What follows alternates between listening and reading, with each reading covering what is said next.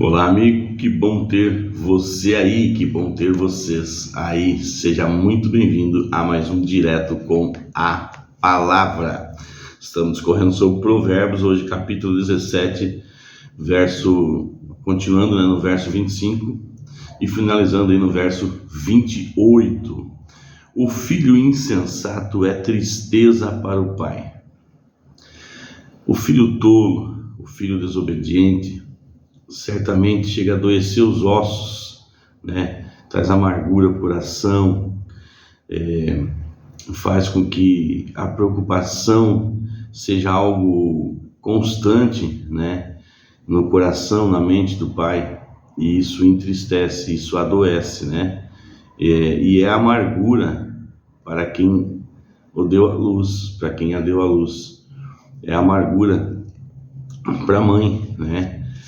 Da mesma forma, traz preocupação, traz descontentamento, né? A palavra diz que adoece a pessoa, isso, né? Meu Deus, que você, filho, possa parar um pouco e meditar o caminho que você tem andado, os pensamentos que têm dominado a sua mente, que você tem permitido descer ao seu coração, né? Os pais têm mais sabedoria, sim.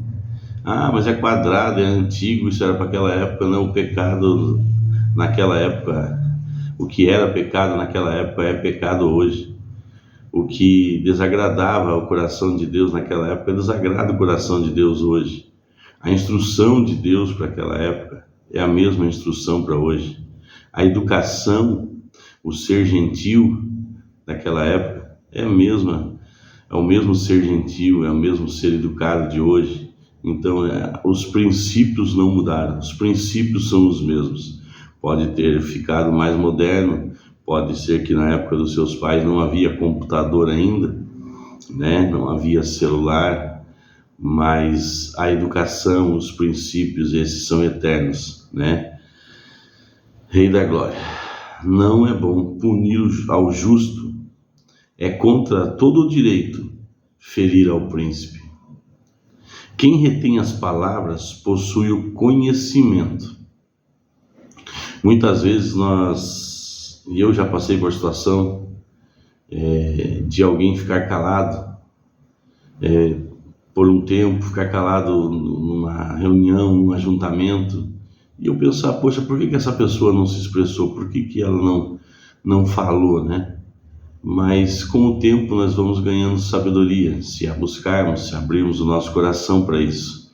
E eu entendi que muitas vezes o ficar calado é mais sábio do que uma língua tagarela sem ter o princípio correto, né?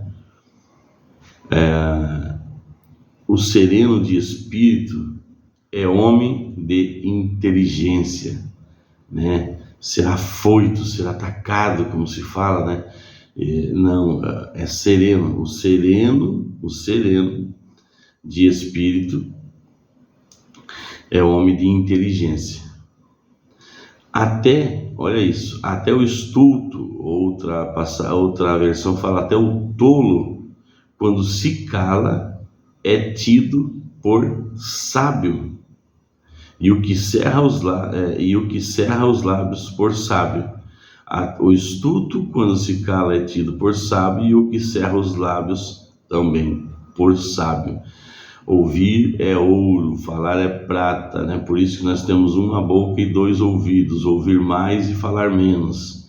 Então precisamos ter esse entendimento. Isso não significa que você não deva se expressar, né? Desde que o que você vai falar faça sentido e seja em prol do próximo, né? Porque a Bíblia diz e nos ensina, né, em todo o tempo na sua palavra que Deus é plural, né? É Pai, Filho e Espírito Santo, né? É ontem, hoje e eternamente, sempre plural. Então, desde que o que você vai falar seja em prol de alguém, né? Deus nos dá poder, porque quando você, na verdade, se Deus te dá autoridade, quando você é colocado em um cargo, você ganha autoridade, mas o poder vem de Deus.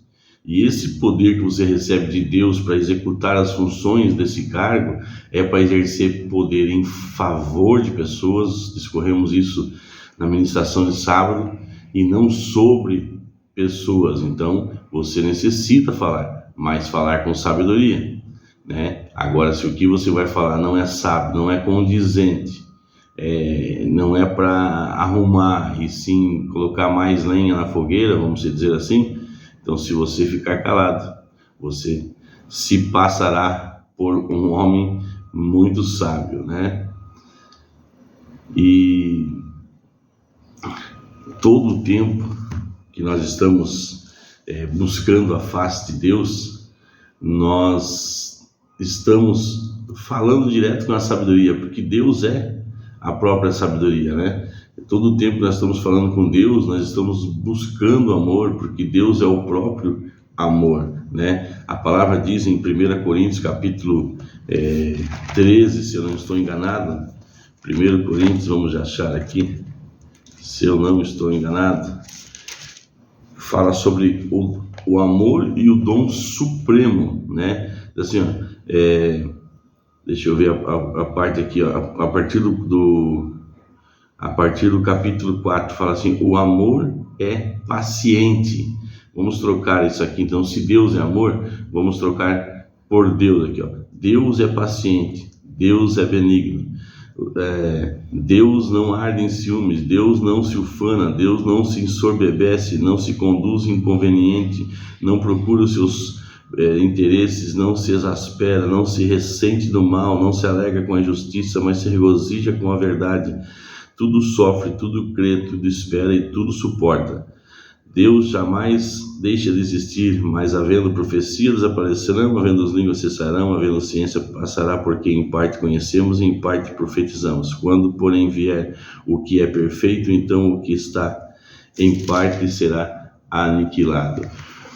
Deus é amor, Deus é o próprio amor. Então, quando a palavra diz que o amor é paciente, Deus é paciente. Então, se nós temos amor, nós temos Deus, então nós somos pacientes. Então, nós conseguimos dominar a nossa língua, porque Deus tem o poder sobre mim e sobre você através do seu Espírito Santo, desde que nós o permitimos.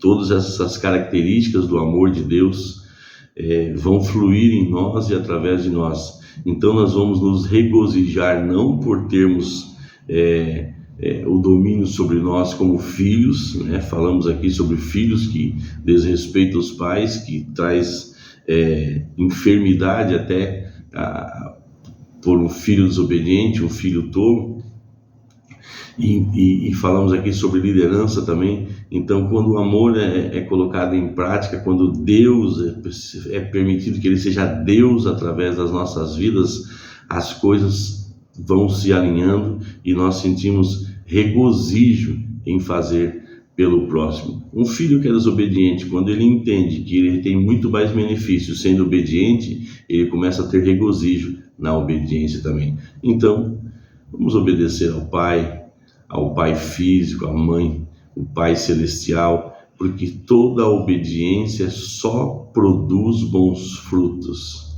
só traz positividade, só traz benefício, e não só para mim, não só para você, mas principalmente para quem está à nossa volta.